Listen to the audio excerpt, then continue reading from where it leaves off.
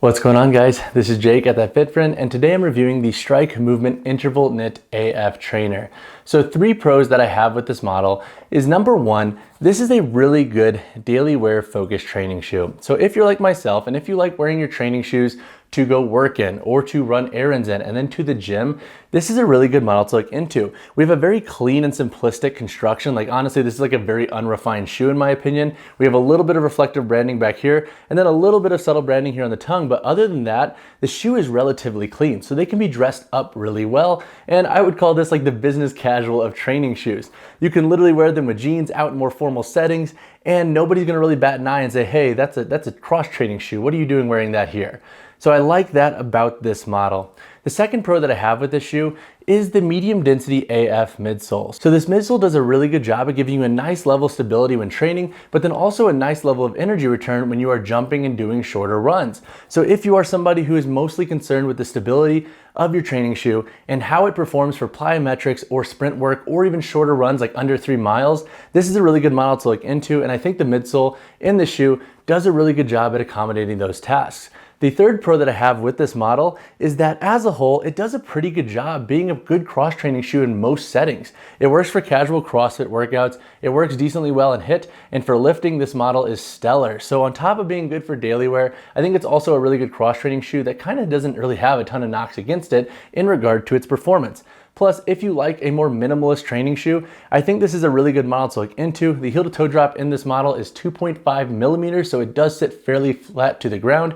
And in the spectrum of like barefoot shoes and training shoes, I would put this shoe more towards the minimalist side of that spectrum. It feels very minimalist on the foot. The outsole moves really well with this cross-platform outsole, and the medium density midsole, once again, feels very much natural under the feet. So if you like a minimalist training shoe, this would be a good model to look into. But now let's talk about a couple of cons I have with this model. So 2 potential cons I could see folks having with this model is number 1, if you like to train outside and if you're doing a lot of toe dragging movements, be very conscious of the midsole up here. We don't have an extended outsole layer that wraps over this toe box, so you could see a little bit of friction with the foam up here. So be very conscious of that if you're doing burpees or any form of like prone to sprint get up outside, especially on concrete. So that would definitely be something to keep an eye on with the shoe, just because without that extended outsole wrap, durability could be an issue in that context. My second con with this model is that when you're performing explosive lateral work, some folks might experience a little bit of foot overhang on this lateral side here. And now with knit uppers and training shoes, this is kind of common, and it's because the knit upper just isn't strong enough to really lock that foot down. And while I think this shoe does a better job than other knit focused training shoes, you are still gonna get a little bit of foot overhang. Even with that asymmetric lacing system that does help provide additional security, I was noticing just a little bit of overhang in more of my catching and landing phases during my explosive work. So just something to think about with this model. I don't think that's going to be a huge drawback for a lot of folks because that is very specific in nature when it comes to a training ask, but it's definitely worth noting about this model.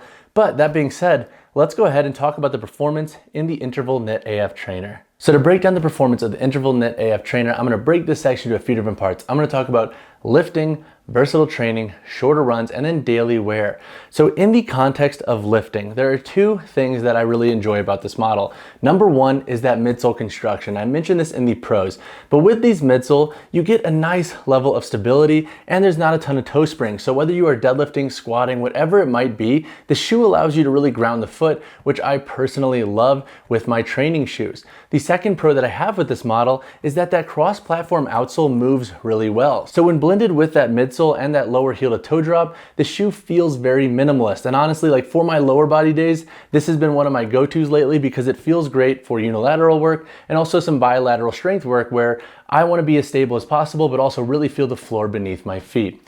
For versatile training, the shoe does an exceptional job as well. I like the knit upper and how breathable it is, and you get a nice level of energy return with this shoe. Plus the toe box in this model is fairly wide, so I think for most foot anatomies, you'll have ample room to display the toes in the shoe. So whether you are jumping or doing agility work or doing any other form of versatile training, so you're gonna get a nice level of energy return in this model. And I like the width of the forefoot for really accommodating toe splay and increasing my stability and feel with the ground. And also the lightweight nature of the shoe is a nice subtle perk. So when it comes to shorter runs, this model works really well, especially for sprints and runs between like 1 to 3 miles. Could you run longer in this model? Definitely. But personally, like I like to keep my runs a little bit shorter, especially when I'm wearing more minimalist shoes, because with all of the different training shoes and running shoes I review, I like to save my longer runs for my running shoes specifically.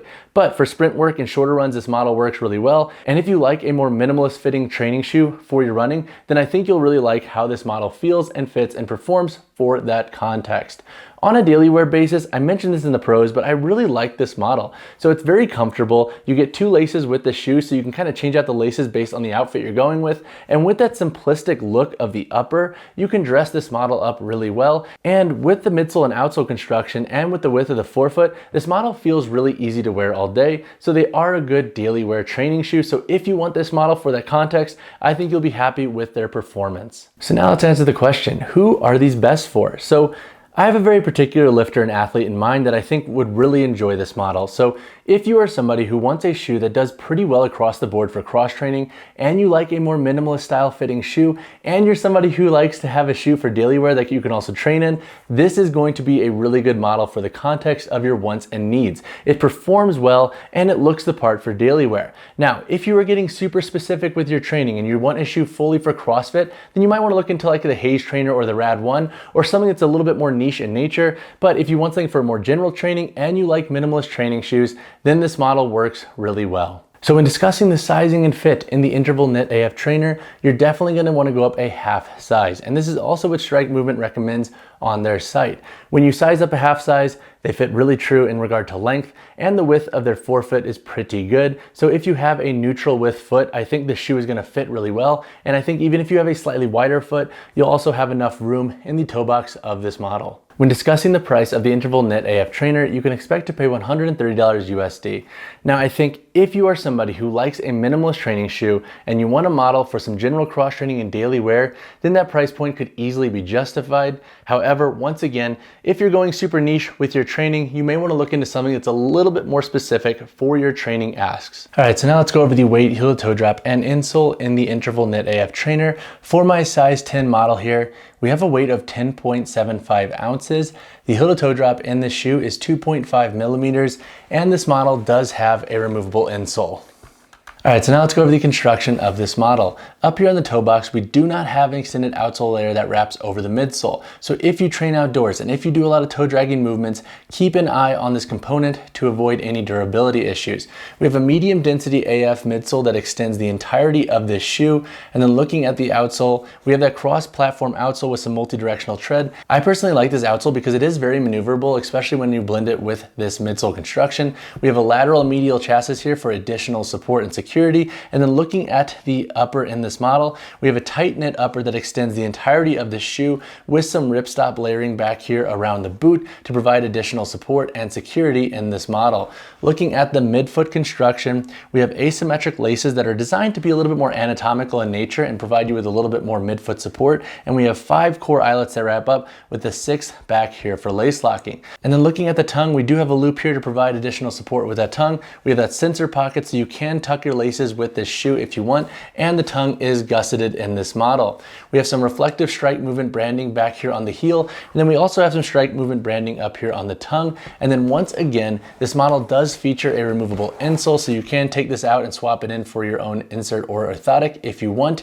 If you have any additional questions on the construction of the shoe, hit me in the comments below. All right guys, that wraps up my review of the Strike Movement Interval Knit AF trainer. I'm calling this now, but this is the business casual of training shoes. They look really good in a lot of different contexts, and they can hold their own in the gym. If you have any questions on this model, drop a comment down below or reach out to me personally, whichever you prefer. And as always guys, drop a like on the video, drop subscribe to the channel. I'll see you in the next one.